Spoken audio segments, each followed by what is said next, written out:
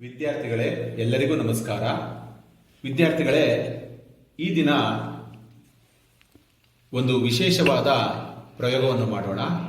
ಪ್ರಯೋಗದ ಹೆಸರು ಪೀನಮಸೂರದಿಂದ ವಿವಿಧ ದೂರದಲ್ಲಿ, ವಿವಿಧ ಅಂತರದಲ್ಲಿ ವಸ್ತುವನ್ನು ಇಟ್ಟಾಗ ಉಂಟಾಗುವ ಪ್ರತಿಬಿಂಬಗಳನ್ನು ಪಡೆಯುವ ಒಂದು ಪ್ರಯೋಗವನ್ನು ಮಾಡೋಣ ವಿದ್ಯಾರ್ಥಿಗಳೇ.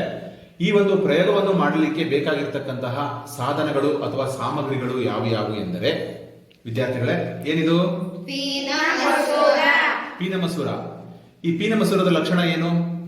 ಮಂಚಿನಲ್ಲಿ ತೆಳುವಾಗಿದ್ದು ಮಧ್ಯದಲ್ಲಿ ದಪ್ಪನಾಗಿರುವ ಮಸೂರವನ್ನು ಪೀನಮಸೂರ ಎನ್ನುವರು. ಪೀನಮಸೂರ ಕಾನ್ವೆಕ್ಸ್ ಲೆನ್ಸ್ ಅಂತ ಕರೀತೇವೆ ವಿದ್ಯಾರ್ಥಿಗಳೇ. ಈ ಪೀನಮಸೂರವನ್ನು ಕೇಂದ್ರೀಕರಿಸುವ ಮಸೂರ ಎಂದು ಕೂಡ ಕರೆಯುತ್ತೇವೆ. ಈ ಪೀನಮಸೂರದ ಮೂಲಕ ನಾವು ಬೆಳಕನ್ನು ಹಾಯಿಸಿದಾಗ ಬೆಳಕು ಒಂದು ಬಿಂದುವಿನಲ್ಲಿ ಕೇಂದ್ರೀಕರಿಸುತ್ತೆ. ಹಾಗಾಗಿ ಇದನ್ನ ಕೇಂದ್ರೀಕರಿಸುವ ಮಸೂರ ಎಂದು ಕೂಡ ಕರೆಯುತ್ತೇವೆ. ಪೀನಮಸೂರ ಆಯ್ತು ವಿದ್ಯಾರ್ಥಿಗಳೇ.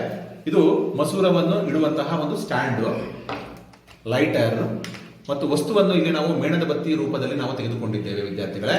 ಜೊತೆಗೆ ಪರದೆ, ಸ್ಕ್ರೀನ್, ಪ್ರತಿಬಿಂಬವನ್ನು ಪಡೆಯಲಿಕ್ಕೆ ಪರದೆಯನ್ನ ತೆಗೆದುಕೊಂಡಿದ್ದೇವೆ.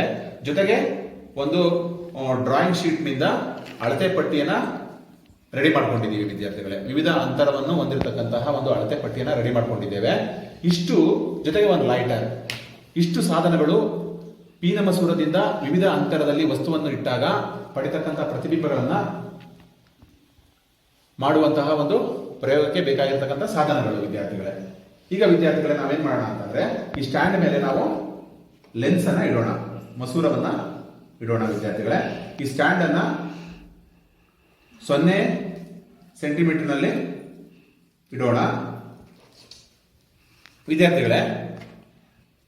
ಈಗ ಮೊದಲಿಗೆ ನಾವೇನ್ ಮಾಡೋಣ ಅಂತಂದ್ರೆ ಈ ಒಂದು ಮೇಣದ ಬತ್ತಿಯನ್ನ ಒತ್ತಿಸೋಣ. Window close. ಮೊದಲು ಅನಂತ ದೂರದಲ್ಲಿ ಮೇಣದ ಬತ್ತಿಯನ್ನು ಅಥವಾ ವಸ್ತುವನ್ನು ಇಟ್ಟಾಗ ಪ್ರತಿಬಿಂಬ ಯಾವ ರೀತಿ ಕಾಣುತ್ತದೆ ಎಂಬುದನ್ನ ಈಗ ನಾವು ಪರದೆ ಮೇಲೆ ಸೆರೆ ಹಿಡಿಯೋಣ ವಿದ್ಯಾರ್ಥಿಗಳೇ. ನೋಡಿ ವಿದ್ಯಾರ್ಥಿಗಳೇ, ಈಗ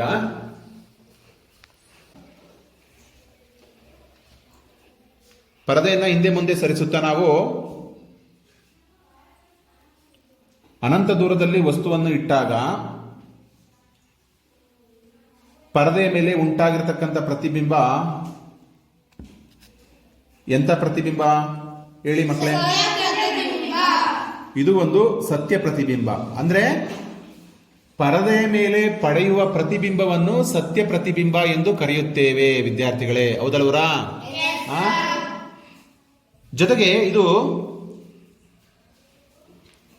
ಯಾವ ರೀತಿ ಕಾಣ್ತಾ ಇದೆ? ವಸ್ತುವಿನ ಗಾತ್ರಕ್ಕಿಂತ ಯಾವ ರೀತಿ ಕಾಣ್ತಾ ಇದೆ? ವಸ್ತುವಿನ ಗಾತ್ರಕ್ಕಿಂತ ಅತ್ಯಂತ ಚಿಕ್ಕದಾದ ಚುಕ್ಕೆ ಗಾತ್ರದ ಪ್ರತಿಬಿಂಬವನ್ನು ನಾವು ಪಡೆದಿದ್ದೇವೆ ವಿದ್ಯಾರ್ಥಿಗಳೇ. ಪರದೆ ಮೇಲೆ ಪಡೆದಿದ್ದೇವೆ.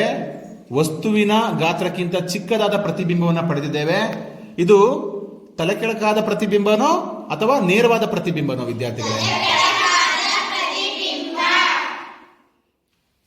ತಲೆಕೆಳಕಾದ ಪ್ರತಿಬಿಂಬವನ್ನು ಪಡೆದಿದ್ದೇವೆ ವಿದ್ಯಾರ್ಥಿಗಳೇ. ಈಗ ವಿದ್ಯಾರ್ಥಿಗಳೇ, ನಾವು 50 ಸೆಂಟಿಮೀಟರ್ ನಲ್ಲಿ ವಸ್ತುವನ್ನು ಇಡೋಣ. 50 ಸೆಂಟಿಮೀಟರ್ ತಗೊಂಬನ್ನಿ, ಇಡಪ್ಪ. ಇಲ್ಲ, 50 ಸೆಂಟಿಮೀಟರ್ ಇಡು. Very good. 50 ಸೆಂಟಿಮೀಟರ್ ನಲ್ಲಿ ನಾವು ವಸ್ತುವನ್ನು ಇಟ್ಟು ಪರದೆಯ ಮೇಲೆ ಪ್ರತಿಬಿಂಬವನ್ನು ಪಡೆಯಲು ಪ್ರಯತ್ನಿಸೋಣ ವಿದ್ಯಾರ್ಥಿಗಳೇ. ನೋಡಿ, ಪರದೆಯನ್ನ ಹಿಂದೆ ಮುಂದೆ ಸರಿಸುತ್ತಾ ನಾವು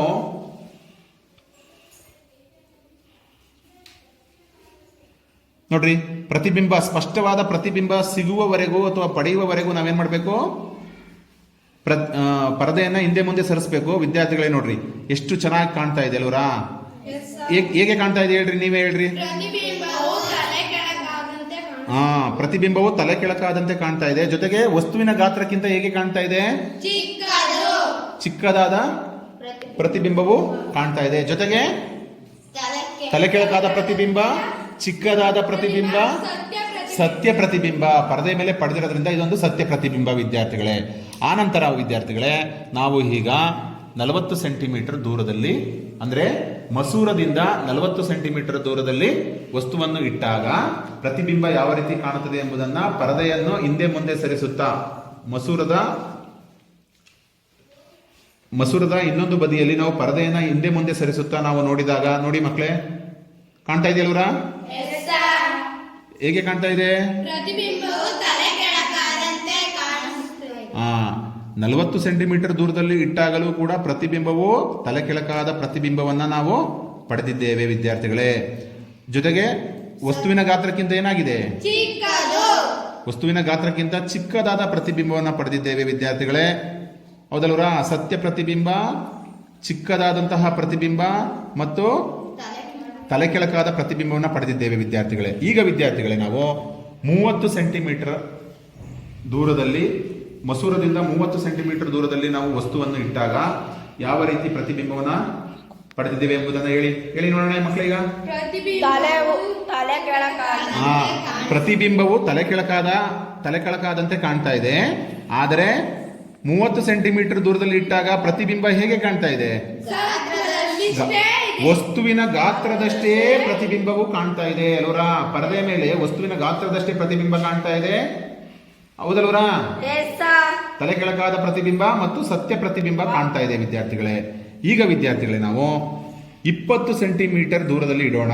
ಮಸೂರದಿಂದ 20 ಸೆಂಟಿಮೀಟರ್ ದೂರದಲ್ಲಿ ಇಟ್ಟಾಗ ಪ್ರತಿಬಿಂಬವನ್ನ ಪರದೆ ಮೇಲೆ ಪಡೆಯೋಣ. ನೋಡ್ರಿ, ಪರದೆಯನ್ನ ಹಿಂದೆ ಮುಂದೆ ಸರಿಸುತ್ತಾ ಸ್ಪಷ್ಟವಾದ ಪ್ರತಿಬಿಂಬ ಪಡೆಯುವವರೆಗೂ ನಾವು ಪರದೆಯನ್ನ ಹಿಂದೆ ಮುಂದೆ ಸರಿಸಬೇಕು. ನೋಡ್ರಿ, ಕಾಣ್ತಲ್ವ್ರಾ? ಹೇಗೆ ಕಾಣ್ತಾ ಇದೆ ಹೇಳಿ ಮಕ್ಕಳೇ? ಪ್ರತಿಬಿಂಬವು ತಲೆ ಕೆಳಕಾದಂತೆ ಕಾಣ್ತಾ ಇದೆ. ಮತ್ತೆ ಪ್ರತಿಬಿಂಬವನ್ನ ಪರದೆ ಮೇಲೆ ಪಡೆದಿರೋದ್ರಿಂದ ಇದೊಂದು ಸತ್ಯ ಪ್ರತಿಬಿಂಬ. ಜೊತೆಗೆ ಏನಾಗ್ತಿದೆ ಇಲ್ಲಿ? ಗಾತ್ರ ಏನಾಗ್ತಿದೆ? ವಸ್ತುವಿನ ಗಾತ್ರಕ್ಕಿಂತ ಪ್ರತಿಬಿಂಬದ ಗಾತ್ರವು ದೊಡ್ಡದಾಗಿದೆ, ವರ್ಧಿಸಿದೆ, ಹೌದಲ್ವರ? ಈಗ ವಿದ್ಯಾರ್ಥಿಗಳೇ, ನಾವು 20 ಸೆಂಟಿಮೀಟರ್ ನಂತರ 10 ಸೆಂಟಿಮೀಟರ್ಗೆ ನಾನೇನ್ ಮಾಡ್ತೇನೆ? ವಸ್ತುವನ್ನ ಇಡ್ತೇನೆ. ಅಂದ್ರೆ ಮಸೂರದಿಂದ 10 ಸೆಂಟಿಮೀಟರ್ ದೂರದಲ್ಲಿ ವಸ್ತುವನ್ನ ಇಟ್ಟಾಗ ನಾವು ಪರದೆಯ ಮೇಲೆ ನಾವು ಪ್ರತಿಬಿಂಬವನ್ನು ಪಡಲಿಕ್ಕೆ ಸಾಧ್ಯನಾ? Very good. ಪರದೆ ಮೇಲೆ ಪ್ರತಿಬಿಂಬವನ್ನು ಪಡಲಿಕ್ಕೆ ಸಾಧ್ಯವಾಗ್ತಾ ಇಲ್ಲ. ಹಾಗಾದ್ರೆ ಇದು ಎಂತಹ ಪ್ರತಿಬಿಂಬ? ಇದು ಪರದೆಯ ಮೇಲೆ ಪ್ರತಿಬಿಂಬವನ್ನು ಪಡೆಯದೇ ಇರುವುದರಿಂದ ಇದನ್ನು ನಾವು ಮಿಥ್ಯ ಪ್ರತಿಬಿಂಬ ಅಂತ ಕರಿತೇವೆ. ಹಾಗಾದ್ರೆ ಈ ಪ್ರತಿಬಿಂಬ ಎಲ್ಲಿ ಉಂಟಾಗ್ತಾ ಇದೆ? ಇದು ಮಸೂರದ ಇನ್ನೊಂದು ಬದಿಯಲ್ಲಿ, ಅಂದ್ರೆ ಮಸೂರದಲ್ಲಿಯೇ ಈ ಒಂದು ಪ್ರತಿಬಿಂಬವನ್ನು ನಾವು ನೋಡಬಹುದಾಗಿದೆ ವಿದ್ಯಾರ್ಥಿಗಳೇ. ಹಾಗಾದ್ರೆ ಇದು ಯಾವ ರೀತಿ ಇದೆ ಹೇಳಿ? ನೇರವಾದ ಪ್ರತಿಬಿಂಬ. ಯಾವ ಪ್ರತಿಬಿಂಬ? ನೇರವಾದ ಪ್ರತಿಬಿಂಬ. ವಸ್ತುವಿನ ಗಾತ್ರಕ್ಕಿಂತ ದೊಡ್ಡದಾದ ಪ್ರತಿಬಿಂಬವನ್ನ ನಾವಿಲ್ಲಿ ಪಡೆದಿದ್ದೇವೆ. ನೇರ ಪ್ರತಿಬಿಂಬ, ವಸ್ತುವಿನ ಗಾತ್ರಕ್ಕಿಂತ ದೊಡ್ಡದಾದ ಪ್ರತಿಬಿಂಬವನ್ನ ಪಡೆದಿದ್ದೇವೆ ವಿದ್ಯಾರ್ಥಿಗಳೇ. ಅದೇ ರೀತಿ ವಿದ್ಯಾರ್ಥಿಗಳೇ, ನೆಕ್ಸ್ಟ್ ಮಸೂರದಿಂದ 5 ಸೆಂಟಿಮೀಟರ್ ದೂರದಲ್ಲಿ ಇಟ್ಟಾಗ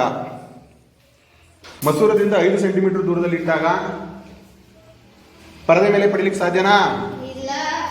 ಪರದೆ ಮೇಲೆ ಪಡಲಿಕ್ಕೆ ಸಾಧ್ಯನಾ? ನೋಡ್ರಿ, ಪರದೆ ಮೇಲೆ ಪಡಲಿಕ್ಕೆ ಸಾಧ್ಯ ಆಗ್ತಾ ಇಲ್ಲ, ಹೌದಲ್ವರ? ಇದು ಕೂಡ ಮಿಥ್ಯ ಪ್ರತಿಬಿಂಬವಾಗಿದೆ.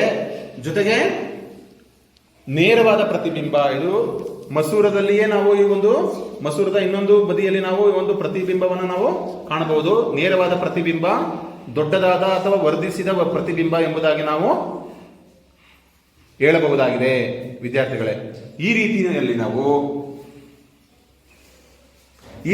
ವಿದ್ಯಾರ್ಥಿಗಳೇ, ಪೀನ ಮಸೂರದಿಂದ ವಿವಿಧ ದೂರದಲ್ಲಿ ವಸ್ತುವನ್ನು ಇಟ್ಟಾಗ ವಿವಿಧ ರೀತಿಯ ಲಕ್ಷಣಗಳನ್ನ, ಪ್ರತಿಬಿಂಬದ ಲಕ್ಷಣಗಳನ್ನ, ಸ್ವಭಾವಗಳನ್ನ ನಾವು ಪಡೆಯಬಹುದಾಗಿದೆ ಮಕ್ಕಳೇ. ಇಷ್ಟು ವಿಚಾರಗಳನ್ನ ಇಂದಿನ ತರಗತಿಯಲ್ಲಿ ನಾವೆಲ್ಲರೂ ತಿಳಿದುಕೊಂಡಿದ್ದೇವೆ ವಿದ್ಯಾರ್ಥಿಗಳೇ. ಸಹಕರಿಸಿದ ನಿಮ್ಮೆಲ್ಲರಿಗೂ ಕೂಡ ಧನ್ಯವಾದಗಳು. Thank you and thank you very much.